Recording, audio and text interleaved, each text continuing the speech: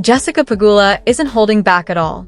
In order to vehemently protect one of the most dynamic and revolutionary young talents to emerge in contemporary sports history, the Philippines' very own Alexandra Eala, she is taking to the microphone and publicly criticizing the WTA. You are well aware of the significance that Alexa holds for her native nation, the vast global diaspora, and the millions of devoted tennis fans in Asia and beyond if you have followed her ascent through the ranks of professional tennis. She's more than just a tennis player who hits a fuzzy yellow ball over a net. She is a complete cultural phenomenon. She is a live, breathing representation of unwavering excellence, hope, and the results of unreserved effort when the lights are shining brightest. And the supporters have reacted to that aura in a manner that the traditional tennis establishment has hardly ever witnessed from a player at this point in her career. We saw something genuinely unprecedented during the Australian Open, which ought to have been the tournament's most encouraging headline. In order to see Eala perform, fans went from all over the world, including the Philippines, Southeast Asia, the Middle East, and every other region where she has won hearts. These are not your typical casual tennis fans who, on a Tuesday afternoon, had nothing better to do and happen upon a match with a general admission ground pass. No, these are loyal, fervent fans who paid for pricey overseas travel, made costly hotel arrangements, took time off from their well-earned careers, and made significant personal sacrifices simply to be in the same arena and breathe the same air as their hero. Such ferocious, unwavering commitment is remarkable. Most professional athletes, including multi-time Grand Slam champions, strive for their whole lives to develop the kind of fervent, devoted fan following that they never succeed in.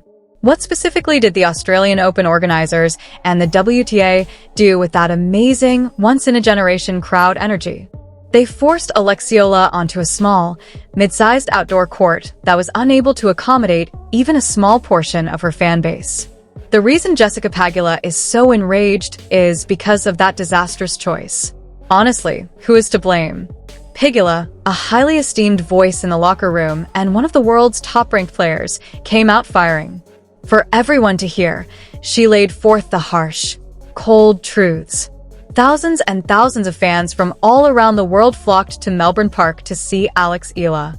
And the WTA utterly failed to put her on the largest court available when those supporters arrived, ready to applaud, ready to wave their flags, ready to celebrate, and ready to watch history being made. Take a moment to consider the utterly ridiculousness of such business choice. Aside from the finals, you have perhaps the largest crowd draw of the entire tournament. A player making ridiculous amounts of money and hype. Additionally, you are purposefully arranging her games on a court that isn't even large enough to hold the spectators who purchase tickets just to see her perform. Pegula didn't hold back when speaking. She didn't conceal herself with PR-friendly claims. She referred to it as outright contempt, disregard for Alexi as a rival, and extreme, unacceptable disrespect for the supporters that sustain this sport. She is absolutely correct, since the scenario becomes even more ridiculous when you take the time to consider what those fans endured in the intense Australian heat. Sweating, waiting, and hoping for a slim opportunity to enter and watch their Filipina celebrity compete. They stood in exhausting, long lines for hours on end. Additionally, thousands of people were unable to enter. The courts just weren't big enough. The capability was a farce. Because they were unable to pass through the bottleneck doors, fans who had traveled thousands of miles were left trapped outside the stadium, straining their necks to watch the action on outdoor viewing screens. Or worse, missing the live event completely. That is more than simply a straightforward logistical error on the part of the tournament organizers. It's more than a simple scheduling mistake. Unquestionably, that is a loud statement. The message to Alexandra Eala and her immensely devoted supporters was very plain, whether or not it was deliberate. We don't think you're ready for the big stage just yet. And it's not only a factual error in that message. The player and the worldwide audience she represents are severely offended. During her press appearance, Jessica Pegula went one step farther and revealed the organizers' ineptitude with a bombshell. She disclosed that Alexa was largely responsible for this incredible record-breaking turnout, and that she had been specifically informed that this was the best crowd ever witnessed at an Australian Open. Give that fact a minute to settle in. The player who single-handedly brought such crazy excitement to the grounds was not given the opportunity to match the best, most electrifying crowd in the tournament's contemporary history. By asking why it wasn't being held on larger courts with more room, capacity, and a stage truly fit for the enormous cultural event she was constructing, Pegula directly challenged the ruling class. The WTA has utterly failed to provide a sufficient response to this crucial matter. Moreover, Pegula spoke to something a lot more systematic and far worse. She hinted that the tournament directors and the WTA might not be pleased with what they are witnessing from Alex Eala. Consider the seriousness of such charge. In international markets that tennis executives have been frantically attempting to break into for decades, this young, vibrant woman of color is creating excitement, passion, and enormous viewership. She has amassed a huge, fiercely devoted fan base that spans all of Asia. That ought to be vigorously praised, that ought to be promoted, that ought to be emphasized, and that ought to be elevated to the highest level. Instead, based on her treatment, it appears that a traditional establishment that is ill-equipped to deal with her particular brand of star power is ignoring, marginalizing, or even deliberately suppressing her influence. And Pegula wasn't the only one who voiced her opinion. Novak Djokovic, the ultimate jerk who has witnessed everything there is to see in the competitive world of professional tennis, also spoke up on this contentious issue. Djokovic, a 24-time Grand Slam champion who understands what it's like to bear the burden of a country, took the mic and referred to Alexandra Eala as the best tennis player the Philippines has ever produced. "She deserves all the respect in the world," he said bluntly. And he concurred that the great challenges she encountered during the event were mostly caused by the WTA's appallingly short-sighted handling of her schedule and court allocations. The whole tennis community pauses what they're doing and pays attention when Novak Djokovic comes out, defends a 20-year-old emerging star, and says something like that. Fan indignation on Reddit and Twitter is no longer the exclusive source of this. "Something is fundamentally wrong here, and it needs to be fixed immediately," is a statement made by revered, decorated, and legendary figures in the sport. Here's the harsh, unpleasant truth, though. This motif is not new. This is not a one-off occurrence that a PR staff can simply brush off as a scheduling error or explain away. If you have been closely following Alex Eala's ascent through the WTA rankings, you have witnessed such strange treatment in the past. You have witnessed instances where the system as a whole appeared to be deliberately working against her in ways that other well-known Western players just do not experience. Check out what transpired during the qualifying for the Australian Open. There was a ridiculously high level of tension. Eala was in the midst of a crucial, violent baseline rally. To prove it to anyone with working eyes, she stepped into a shot and tore a ball that was unquestionably inside the lines, as evidenced by the hard court's physical fuzz mark. The line judge's call was returned. Now, that would have been annoying enough on its own. In sports, bad calls do happen, but what followed was pure insanity. The officials didn't simply give her opponent the point after reviewing it. They want a full and comprehensive replay of the entire point. That isn't normal practice in high-stakes professional tennis at all. The ball is either in or out. You call, you consider it, and you stick with it. You don't just restate important arguments because the chair is unclear or controversial. However, it seems that the established rulebook is entirely revised on the spot when it comes to Alexi law. You may learn all you need to know about Alex's character as a warrior, a tough competitor, and a human from what transpired next. She didn't take it in stride. She did not lower her head. She refused to be taken advantage of by the system. She approached the chair umpire directly, looked them in the eye, and said, "I know what you are doing." She was cool, collected, but incredibly firm. The officials were not going to force her around. She was not going to let highly questionable, borderline corrupt officiating disrupt her rock-solid confidence or divert her exceptional focus.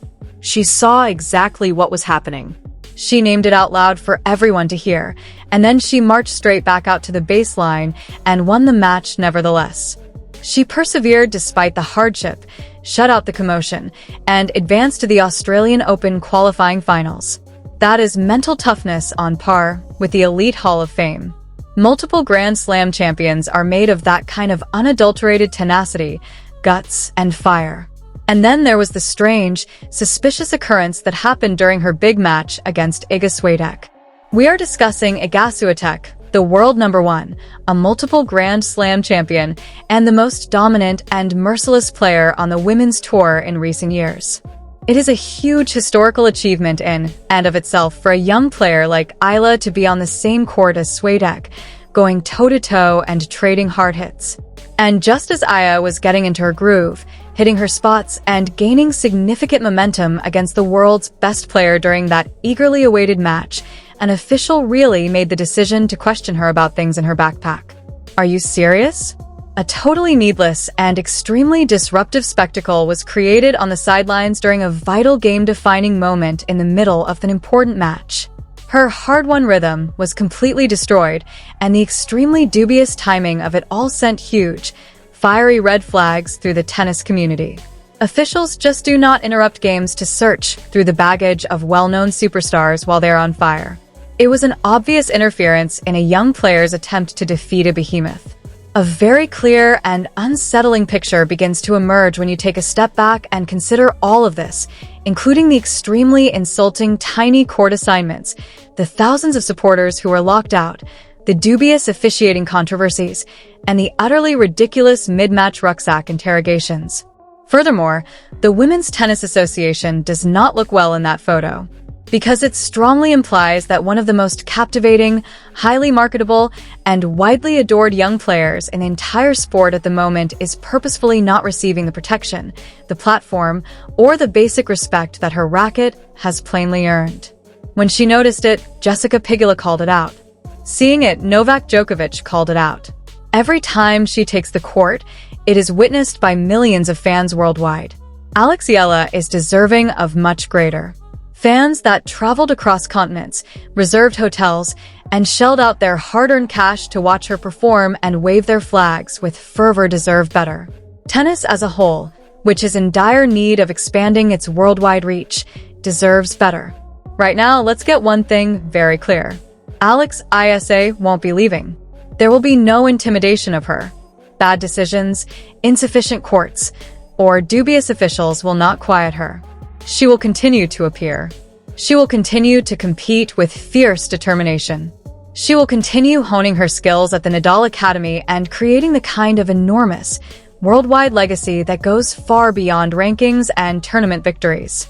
Only whether the WTA will wake up, change its ways, and begin treating her the way she deserves, that is, fairly, with unshakable respect, and with the unquestionable understanding that she is more than just a rising star, remains to be seen. She is already a one-woman tennis economy, an unstoppable force of nature, and a worldwide phenomenon. And the WTA should really start acting like they understand it. Right now, I need to hear from you all. Tell me in the comments section below. Is Alexandra Eala being purposefully suppressed by the WTA because they are unable to deal with her enormous popularity? Or is this just a case of systemic incompetence in their event scheduling and administration? Despite knowing she had a record-breaking throng waiting outside the gates, did the Australian Open completely fail her by not providing her with a huge display court?